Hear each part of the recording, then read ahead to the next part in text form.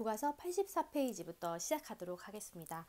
84페이지에 나와 있는 부분은 이 시거든요. 한번 해볼게요.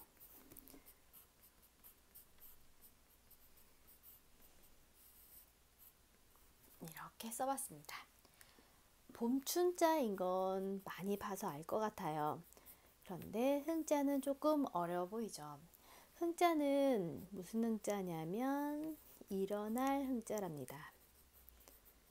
언제 사용되냐면 흥이 난다 또는 흥미가 있다 이럴 때 사용되죠. 그래서 이렇게 우리 교과서에 보면 뭐라고 나와 있냐면 봄에 흥취라고 써 있어요. 흥취의 뜻을 한번 찾아봤어요. 국어사전에 보니까 뭐라고 나오냐면 흥과 취미를 어우르는 말, 이렇게 써 있더라고요. 첫 번째 거부터 볼게요. 봄춘자 쓰고요. 그 다음에 비우자가 써 있네요. 그래서 봄춘자에 비우자라고 쓸게요. 봄비가, 요즘에 비가 자꾸 내리고 있어요. 지금도 밖에서 비가 내리고 있는데 혹시 들리는가 모르겠어요. 한번 볼게요. 이렇게 써볼게요. 이 한자는 많이 봤을지도 모르겠는데 간을 세자예요. 언제 사용되냐면은 우리 요즘에 많이 먼지가 없어지긴 했지만 미세먼지라고 할 때 사용돼요. 아이들이 선생님 창문에 미세먼지 꼈다고 생각하고 외울래요 라고 하는 애들도 있고, 세자가 언제 사용되냐면 낙지를 표현할 때 세발낙지 있잖아요. 발이 세 개가 아니라 무슨 뜻이냐면 발이 가늘어서 세발낙지라고 표현한다고 해요. 그래서 애들이 선생님이 이 실사에 있는 이 세 개로 외울래요 라는 애들도 있어요. 그 다음 거 볼게요. 이 한자는 우리가 많이 알고 있는 아니 불자예요. 근데 불자의 의미 두 개예요. 뭘로 쓰이냐면 아니 부자로도 쓰이죠. 오른쪽에 있는 것을 한번 본 다음에 얘를 봐야 될 것 같아요. 왜냐면 아니 부자로 쓰이는 경우가 두 가지로 쓰이는데 언제 쓰이냐면 뒤에가 디귿이나 지읒이 나올 때 얘가 부로 쓰여요. 언제 쓰이냐면 불도덕이 아니라 부도덕으로 쓰이고 불정이 아니라 부정으로 쓰여요. 그래서 뒤에가 디귿이나 지읒이 나올 때 앞에로 부로 쓰인다 이렇게 생각하고 나머지는 다 불로 쓰인다 이렇게 생각하면 될 것 같아요. 이것은 오른쪽에 이제 물에 관련되어 있는 한자잖아요. 이 한자가 들어가면 다 적자로 쓰여요. 그러면 물방울 적자 이렇게 쓰면 되겠죠. 그런데 문제는 뭐냐면은 여기에 나와 있다시피 지읒으로 쓰인다는 거예요. 그래서 뭐가 되냐면 부적이라고 읽어야 된다라는 거죠. 그래서 여기서는 부자로 익힌다라고 보면 되겠죠. 그러면 해석을 써보면 어떻게 되냐면 봄비 가늘어 물방울 지지 않네 이렇게 되죠. 그 다음에 두 번째 문장에 보면은 야가 있어요. 밤야자, 야심하다라고 할 때 썼던 야자인데 학생들 검사를 노트 검사를 해보다 보니까 이 점을 하나 찍는 것이 아니라 두 개 찍는 학생들이 있더라고요. 혹시 한번 확인했으면 좋겠어요. 야중 이렇게 써볼게요. 밤야자의 가운데 중자예요. 그 다음에 이 미자가 있는데요. 미자가 위에 보면 이렇게 매산자가 작게 있죠. 이게 작을 미자 이렇게 쓰여요. 마침 여기에서 혹시 주관식을 내도 괜찮은 미세먼지 할 때 미세는 뭔자 써요? 그러면 미세 이렇게 쓰면 돼요. 그래서 작을 미자 가는 세자 이렇게 되죠. 그 다음에 유자는 쉬우니까 있을 유자 이렇게 쓰면 되겠죠. 성자는 무슨 성자냐면 예전에 기억할지 모르겠지만 형성이라고 할 때 이 소리성자가 들어갔었잖아요. 이 한자가 소리성자가 되죠.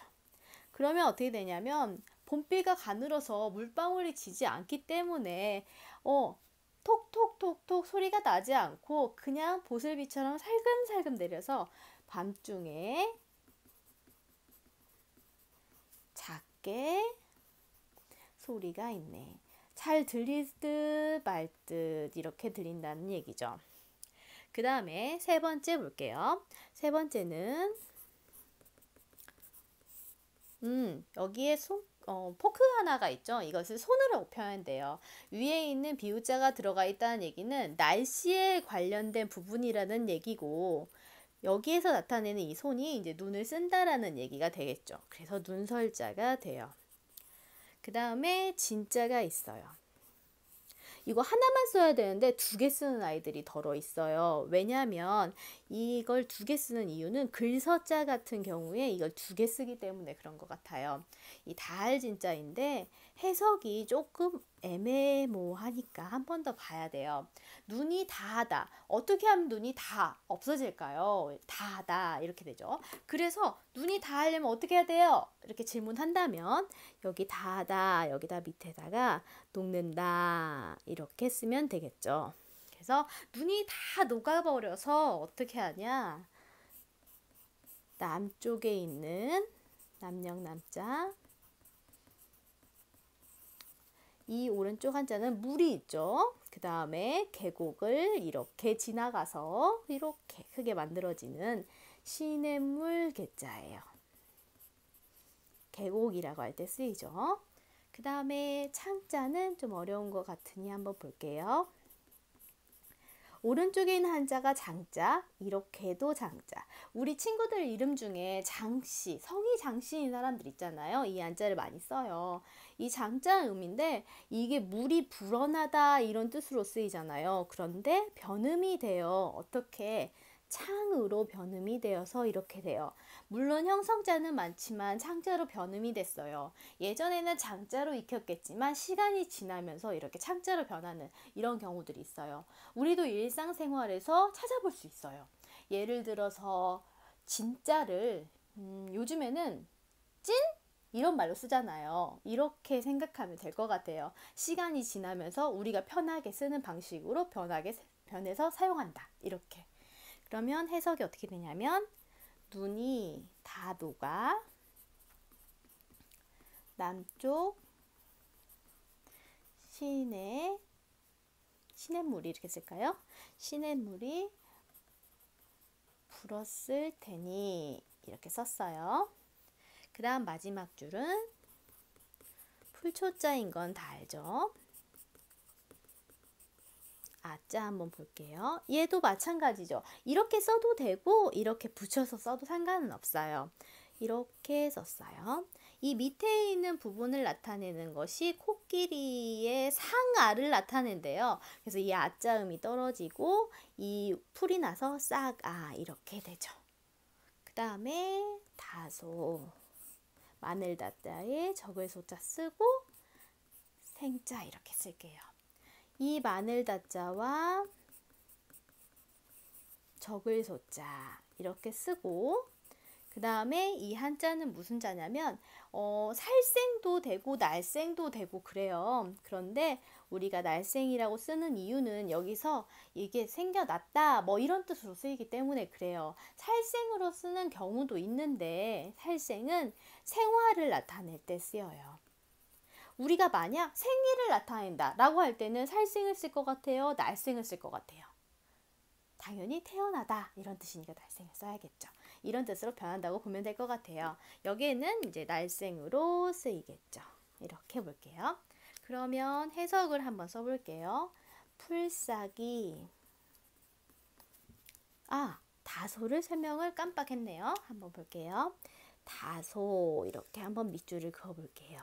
다소는 세 가지의 류로 해석이 잘 많이 돼요. 첫 번째는 얼마나 이렇게 해석이 되던지, 두 번째는 약간 이렇게 해석이 되던지, 세 번째는 많고 적음 이렇게 해석이 돼요. 그러면 여기에서 뭘로 해석이 되냐? 풀싹이 약간 생겨났다? 풀싹이 얼마나 생겨났을까? 풀싹이 많고 적음이 생겨났을까? 이 중에 답은 얘가 되겠죠. 그래서 풀싹이 얼마나 생겨났을까? 와, 어제 비 왔어. 풀이 이만큼 자랐을 거야. 내일 나가서 쳐다봐야지. 이런 생각이 든다라는 얘기죠. 그래서 이제 나중에 보면 알겠지만 이따가 주제를 보면은 아, 봄에 너무 기대가 돼. 봄이 너무 좋아. 이런 생각이 드는 그런 시래요. 앞에다가 이걸 한번 써줘야 될 것 같아요. 기승전결 이걸 한번 써볼게요. 기승전결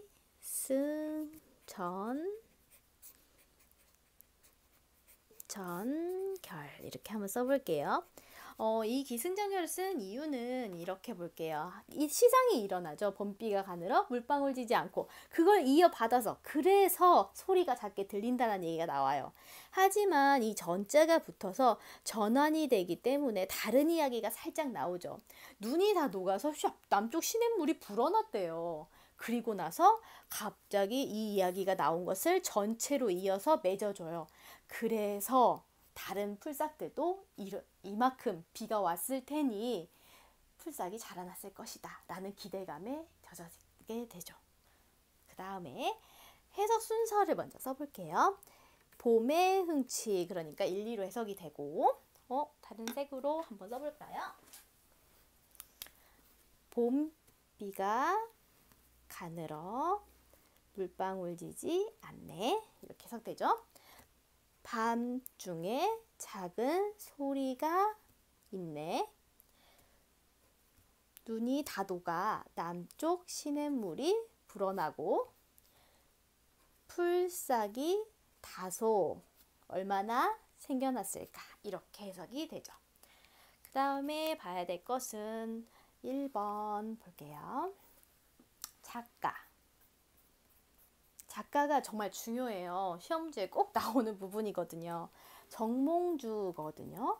정몽주가 어느 나라 사람이냐? 우리 다 알죠. 얘 우리나라 사람이잖아요. 고려 말에 성리학자잖아요. 그래서 고려라고 쓰고 우리나라 이렇게 써줘요. 나중에 중국시랑 헷갈리거든요.